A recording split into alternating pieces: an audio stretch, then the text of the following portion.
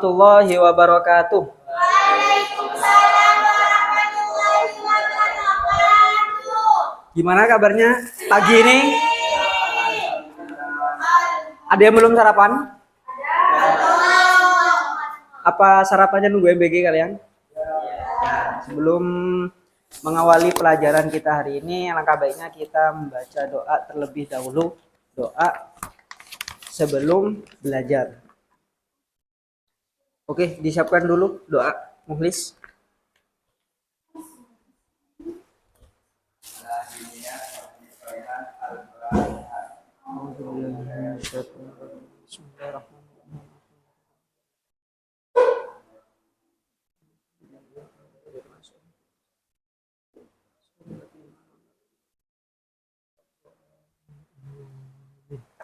Oke, baik. Sebelum kita melanjutkan ke pelajaran,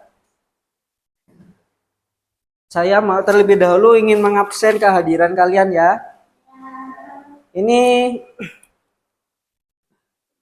apa 4?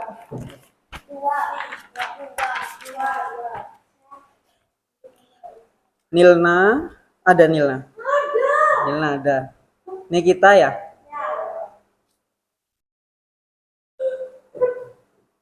Ini kita kemana? Raffiansyah?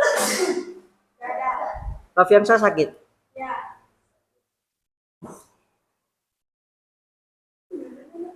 Naufal kemana Naufal? Sudah tidak pernah masuk lagi. Kemarin Ilham masuk? Sempat masuk? Bareng sama ini? Naufal? Hah? Iya mas. Ini dibagikan dulu Taufik. Bagikan ke teman-temannya.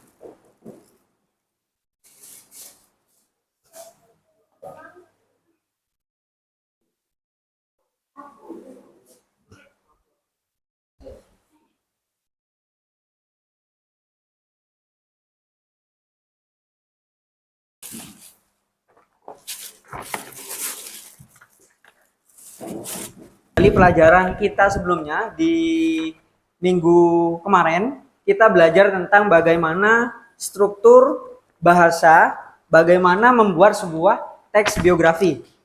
Nah, jadi teks biografi itu ditulis bukan hanya dengan tujuan agar orang itu terinspirasi, agar orang itu memiliki sebuah motivasi, akan tapi teks biografi itu juga menjadi media apa? Media belajar. Contohnya belajar tentang sejarah. Ya. Jadi pada pertemuan hari ini kita akan belajar bagaimana sih cara membuat sebuah teks biografi. Ketika kita ingin menulis sebuah teks biografi, kita diwajibkan untuk menganalisis dan mencari fakta yang sebenarnya. Contoh, Pak, saya ingin sekali membuat teks biografi tentang pendiri MA Hidayat, MTS Hidayat, dan juga MI Hidayat, Pak. Nah, caranya gimana, Pak? Caranya adalah kalian menemui sesepuh dari Yayasan Hidayatul Islam. Tidak boleh mengarang sendiri, harus sesuai dengan fakta. Karena apa? Karena nanti teks biografi yang kalian sajikan, yang kalian publikasi nanti, misal kalian tulis, lalu kalian tempel di mading, itu adalah karya yang akan dinikmati oleh banyak orang. Nah, maka dari itu harus sesuai dengan fakta. Ini adalah siswa dapat menulis teks biografi untuk berbagai tujuan secara logis dan juga kreatif. Logis itu masuk akal dan juga kreatif. Saya rasa mungkin di sini bagi yang sudah terbiasa membuat mading itu membuat teks biografi sepertinya mudah ya. Kayak Nilna, Naila, Mukhlis ya. Sepertinya mudah ya. Tapi kan teman-teman kalian masih belum ada yang tahu. Maka dari itu hari ini kita akan belajar bagaimana caranya untuk membuat sebuah teks biografi. Baik, tadi kita sudah mengetahui bagaimana sih perbedaan biografi biasa dan juga infografik ya. Nah, kita beralih ke pembahasan selanjutnya, yakni langkah-langkah menulis sebuah teks biografi. Yang pertama adalah memilih tokoh atau sosok. Ya, jadi dalam sebuah teks biografi, kalian yang pertama harus menentukan terlebih dahulu kalian ingin menulis siapa, adalah memilih tokoh atau sosok dalam sebuah teks biografi. Misal ini adalah teks biografi dari Panglima Sudirman, atau ini Franz Kaysen. Kalau kalian punya uang 10.000, beliaulah orangnya. Ya, uang 10.000, nah ini adalah beliau orangnya. Media sosial atau Google. Yang kedua adalah teknik mencari data seorang tokoh yang ingin kita tulis. Nah, ini tekniknya.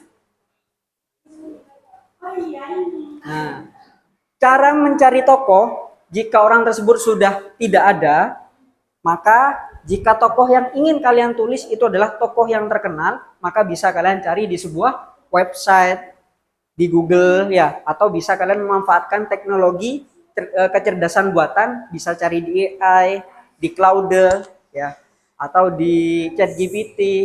Yang pertama adalah kita harus menuliskan identitas lengkapnya terlebih dahulu. Ada yang kemarin nulis tokoh dari artis Korea, pesepak bola mungkin, biografi tentang Cristiano Ronaldo, biografi tentang sahabat Nabi. Nah, ya. Jadi biografi ya, langkah awalnya kita harus menulis sebuah identitas lengkap dari sebuah tokoh yang akan kita tulis. Oke. Yang pasti yang pertama kita harus tahu mencantumkan nama lengkap, kelahiran, ya, apalagi ya nama orang tua juga pasti. Kemudian tahun di mana tokoh tersebut lahir, itu yang pasti ya, tidak boleh tidak ada. Ini seperti contoh biografi dari siapa ini, Pangeran Diponegoro,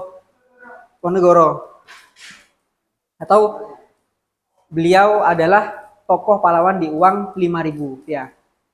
Tapi sekarang sepertinya sudah tidak ada ya, sudah diganti ya sekarang ya, uang 5.000 ya, diganti orang menari.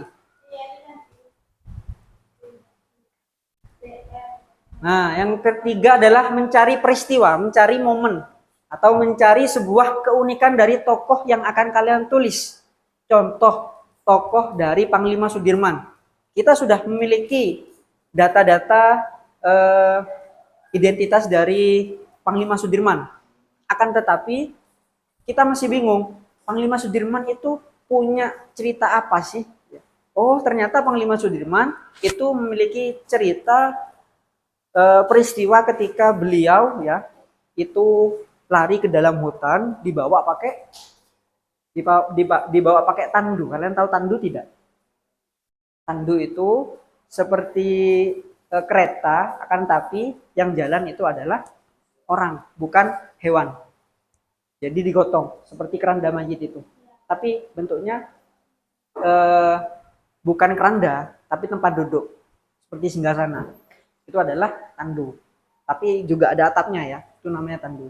Nah, itu adalah peristiwa yang dilalui atau dialami oleh Panglima Sudirman. Maka boleh kita menuliskan peristiwa tersebut dalam teks biografi yang akan kita tulis. Ya, tentang tokoh yang akan kita tulis. Ya. Artinya apa? Artinya dengan peristiwa tersebut ya, orang-orang itu akan percaya dan memilah data relevan tentang tokoh. Artinya dari beberapa data yang kita dapatkan, kita harus berani dan juga bisa memilih. Kan kalau kita sedang melakukan sebuah pencarian, misal saya ingin membuat biografi dari atau Deddy Corbuzier, misal. Tahu kan kalian? Om Deddy Corbuzier. Nah, ternyata setelah saya memiliki beberapa data ya, banyak sekali ternyata peristiwa atau sebuah kisah berharga dari seorang Deddy Corbuzier. Tapi, ya ada tapinya. Tapi dari kisah, dari beberapa pengalaman yang kita dapat datanya itu, mana sih kisah yang seharusnya dipublikasi dalam teks biografi? Ternyata ada ceritanya dia bisa sukses sampai sekarang. Nah, itu salah satu contoh cerita populer dari seorang tokoh Deddy Corbuzier. Nah, kita harus pandai-pandai memilah data yang telah kita dapatkan. Dalam menyusun kerangka teks biografi, ini yang pastinya ya. Yang pertama itu ada orientasi. Ada poin pertama, struktur pertama. Mungkin ada yang bisa menjelaskan? Boleh angkat tangan. Ya, Siapa? Oh ya, Mulis, boleh. Apa orientasi? Orientasi adalah berisi pengenalan terhadap suatu tokoh. Berisi pengenalan tokoh ya? Ya. Pengenalan tokoh, entah itu dari identitas, latar belakang, pendidikan awal, atau berasal dari keluarga mana sih tokoh ini. Nah, itu adalah sebuah orientasi. Kemudian yang kedua, ini adalah masalah atau peristiwa penting. Ada yang bisa menjelaskan peristiwa penting? Yang nomor dua. Nomor dua itu apa sih?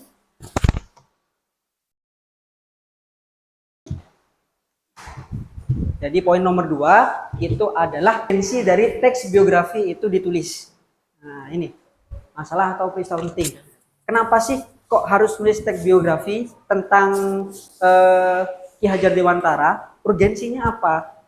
Ternyata urgensi atau keharusan untuk menulis teks biografi ketiga adalah reorientasi. Ayo, siapa yang bisa menjawab?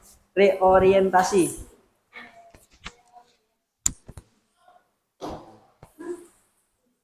Ya, Pak.